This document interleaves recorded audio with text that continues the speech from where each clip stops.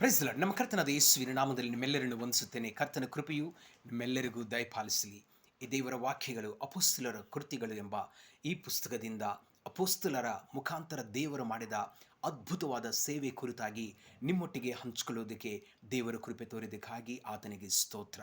ಇವತ್ತು ದೇವರ ವಾಕ್ಯವು ಅಪೊಸ್ತಲ ಕೃತಿಗಳು 14ನೇ ಅಧ್ಯಾಯ 19ನೇ ವಚನದಿಂದ 28ನೇ ವಚನದವರೆಗೂ ನಾವು ನೋಡುವುದಾದರೆ, ಲುಸ್ತ್ರ ಎಂಬ ಪ್ರಾಂತದಲ್ಲಿ ಅಪೊಸ್ತಲನಾದಂಥ ಪೌಲನು ಬರ್ನಬ ಸೇವೆ ಮಾಡುತ್ತಿರುವಾಗ ಅಲ್ಲಿ ಕೆಲವರು ಪೌಲನ ಮೇಲೆ ಕಲ್ಲೆಸೆದು ಆತನನ್ನು ಹಾನಿ ಮಾಡಬೇಕೆಂಬುದಾಗಿ ಉದ್ದೇಶಿಸಿದರು. ಆದರೆ ಆತನು ಕಲ್ಲೆಸೆದು ಮತ್ತು ಆತನ ಸತ್ತನೆಂದು ಭಾವಿಸಿ ಅವರನ್ನು ಬಿಟ್ಟು ಹೋದರು. ಆದರೆ ದೇವರ ಆತನನ್ನು ಅದ್ಭುತ ರೀತಿಯಲ್ಲಿ ಸ್ವಸ್ಥ ಮಾಡಿ ಮತ್ತೆ ಅವರು ಹಿಂತಿರುಗಿ ಲುಸ್ತ್ರಾಕ್ಕೂ ಇಕೋನ್ಯಕ್ಕೂ ಅಂತಿಯೋಕ್ಯಕ್ಕೂ ಬಂದು ಶಿಷ್ಯರ ಮನಸ್ಸುಗಳನ್ನು ದೃಢಪಡಿಸಿದರು. ಅವರು ಬೇಜಾರು ಮಾಡಿಕೊಳ್ಳದೆ ಮತ್ತು ನಿಂತು ಹೋಗದೆ ಅಲ್ಲಿ ಅದ್ಭುತವಾದ ಸೇವೆಯನ್ನು ಮಾಡಿ ಸ್ವಾರ್ಥಿಯನ್ನು ಸಾರಿದರು.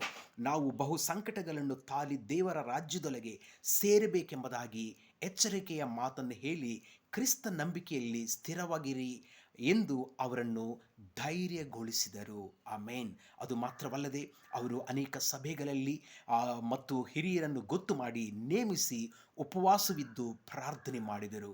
ಅದು ಮಾತ್ರವಲ್ಲದೆ ಅಲ್ಲಿಂದ ಅವರು ಪಿಸಿದ್ಯ ಸೀಮೆಗೆ, ಪಂಪುಲ್ಯ ಸೀಮೆಗೆ ಮತ್ತು ಪೆರ್ಗೆಯಲ್ಲಿ ಕರ್ತನ ವಾಕ್ಯವನ್ನು ಹೇಳಿದ ಮೇಲೆ ಅತಲ್ಯಕ್ಕೆ ಇಳಿದು ಬಂದು ಅಲ್ಲಿಂದ ಅವರು ಕೊನೆಯದಾಗಿ ಅವರು ಅಂತ್ಯೋಕ್ಯ ಎಂಬ ಪಟ್ಟಣಕ್ಕೆ ಬಂದು ಅಲ್ಲಿ ಸೇರಿ ಬಂದಿರುವಂಥ ಸಭೆಯವರೊಟ್ಟಿಗೆ, ಶಿಷ್ಯರೊಟ್ಟಿಗೆ, ಸೇವಕರೊಟ್ಟಿಗೆ ಕರ್ತನು ಮಾಡಿದ ಅದ್ಭುತ ಕಾರ್ಯಗಳನ್ನು ವಿವರಿಸಿದರು.